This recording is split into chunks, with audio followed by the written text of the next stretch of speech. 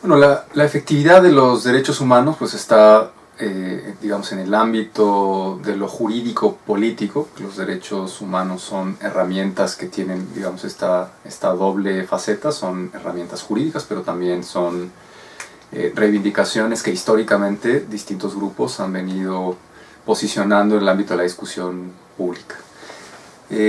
Los instrumentos para hacer efectivo un derecho son las garantías. Ahora, las garantías las podemos dividir, y así lo ha hecho la doctrina, así lo ha señalado Luigi Ferrajoli y Gerardo Pisarello, en fin, un conjunto de autores teóricos que han reflexionado sobre los derechos. Las podemos dividir en garantías institucionales y garantías sociales.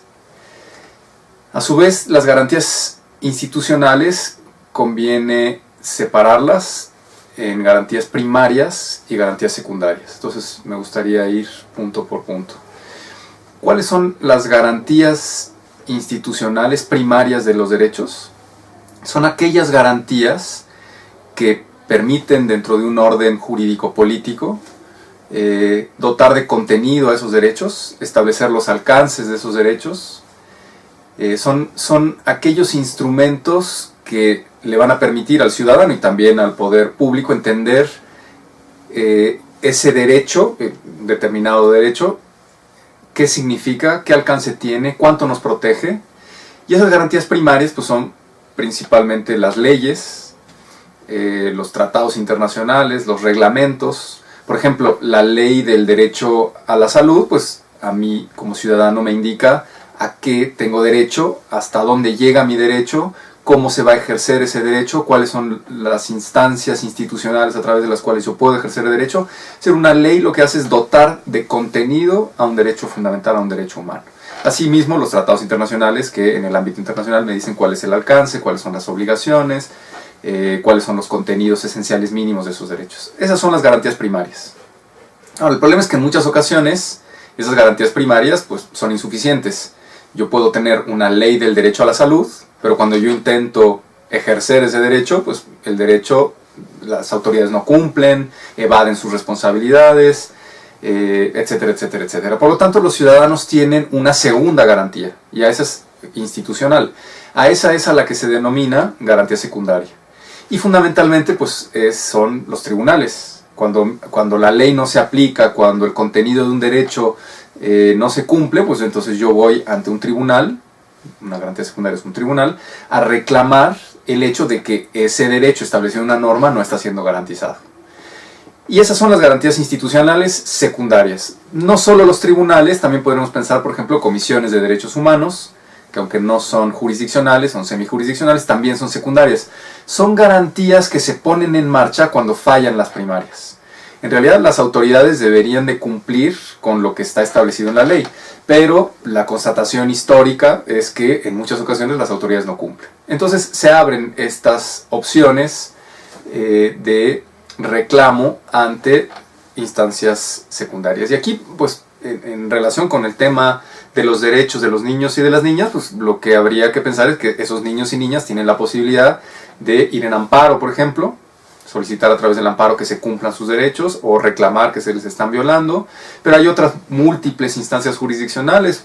De hecho, los propios tribunales civiles que, digamos, atienden cuestiones de familia, en donde en muchas ocasiones quedan involucrados los niños, pues también son garantías secundarias de protección de los derechos de los niños. Acciones colectivas, ¿no? Hoy en México se ha abierto la posibilidad de que los niños y niñas, por ejemplo, puedan, a través de acciones colectivas, exigir colectivamente sus derechos cuando estos no se les están cumpliendo en una primera instancia. Entonces, el derecho administrativo también puede ser una vía en la cual no se reclama directamente el derecho, pero son instancias a través de las cuales los niños y niñas podrían reclamar sus derechos. Ese es todo, digamos, la estructura institucional de la garantía de los derechos fundamentales. Pero, desgraciadamente, y sobre todo en realidades como la mexicana, suele ocurrir que ni siquiera las garantías secundarias son instrumentos suficientes para la protección de los derechos. Es decir, yo puedo, no pensemos en niños, pensemos en cualquier otro sujeto titular de derechos, una comunidad indígena, por ejemplo, la cual va a ser desplazada de sus de sus territorios, contrario al derecho internacional de los derechos humanos. Ya se estaría violando una garantía primaria, que establece que los pueblos tienen derecho al territorio. Pueden ir a un tribunal a reclamar la violación de ese derecho, pero en muchas ocasiones los tribunales no responden, o son muy tardados en la solución de sus conflictos, o responden en contra de una forma reiterada, con un patrón de comportamiento, denegando el acceso a la justicia. ¿Qué hacen los pueblos? Pues ponen en marcha garantías sociales. O sea, se organizan, salen a la calle, exigen sus derechos, hacen manifestaciones públicas. Es decir, son una serie de acciones que, si bien están protegidas por los derechos, libertad de expresión, libertad de manifestación de las ideas, etcétera, etcétera, etcétera, salen, digamos, del ámbito de la protección institucional de los derechos. No van a reclamar a un tribunal, van a reclamar a la calle. Y a eso es a lo que Luigi Ferrajoli denomina garantías sociales.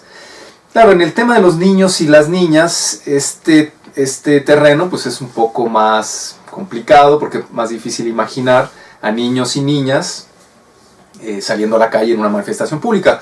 Aunque sabemos, por ejemplo, que en Brasil hay sindicatos de niños organizados.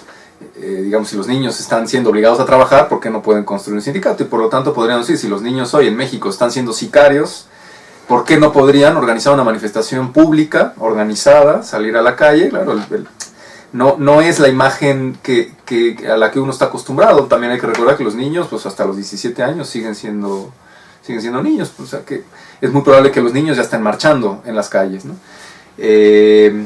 Pero sí, es una imagen atípica. En cualquier caso, a mí siempre me parece conveniente recordar que las garantías institucionales en condiciones histórico-políticas como las que vive nuestro país, en ocasiones suelen fallar. No siempre nos garantizan la protección de los derechos.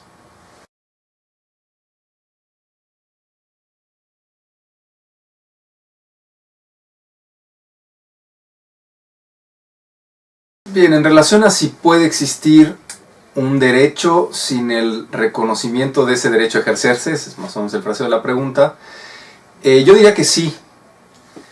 Yo diría, esta es una pregunta más bien de carácter teórica en relación a qué es un derecho humano, cuándo podemos hablar de un derecho humano.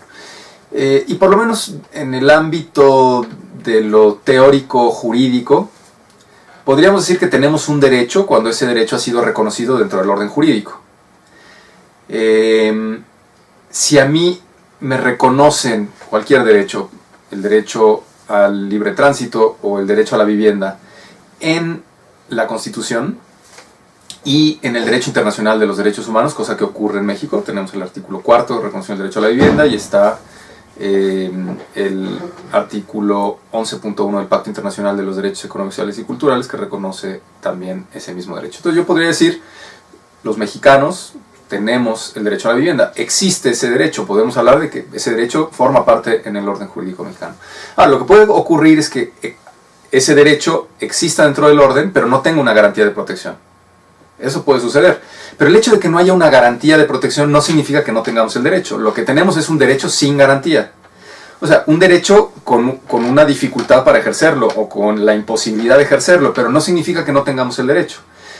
Es importante la distinción, porque entonces en lo que hay que pensar es en la garantía que nos permita ejercer el derecho.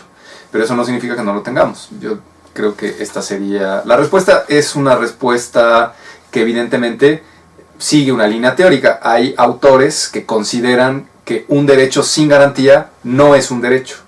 Yo más bien diría que sí es un derecho, pero le falta la garantía. Lo digo porque en el terreno de los derechos económicos, sociales y culturales solíamos tener este problema. Teníamos derechos sin garantías secundarias. Y muchos autores decían, bueno, es que en realidad no es exactamente un derecho, sino es como una línea de orientación de política pública. Y nosotros lo que decíamos, quienes estamos comprometidos con la defensa de los derechos económicos, sociales y culturales, es no, sí tenemos el derecho a la vivienda, tenemos el derecho al agua, tenemos el derecho a la salud. Ahora, si no hay una garantía secundaria de protección, pues lo que tenemos que hacer es asegurar que existe esa garantía. Ya hoy, por fortuna, en ese debate se ha avanzado mucho, y hoy creo que ya no hay ninguna discusión en relación a que esos derechos, los derechos económicos, sociales y culturales, pueden ser protegidos a través del amparo, de las acciones colectivas y de toda esa amplísima gama de garantías para la protección de los mismos.